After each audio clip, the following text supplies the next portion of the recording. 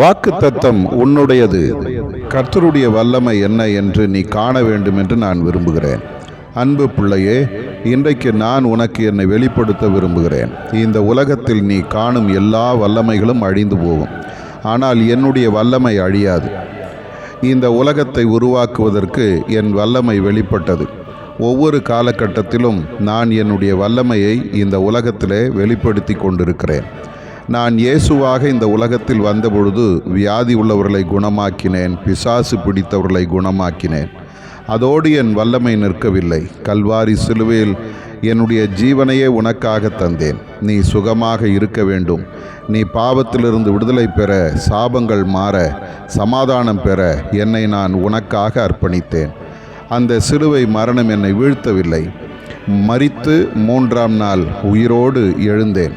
இன்றைக்கும் நான் உனக்கு நன்மை செய்கிறவராக இருக்கிறேன். நீ எந்த காரியத்துக்காக ஜெபிக்கிறாயோ அவைகளை விசுவாசத்தோடு நீ கேட்டால் நான் உனக்கு செய்ய ஆயத்தமாயிருக்கிறேன். என் வல்லமையின் மேல் விசுவாசம் வை.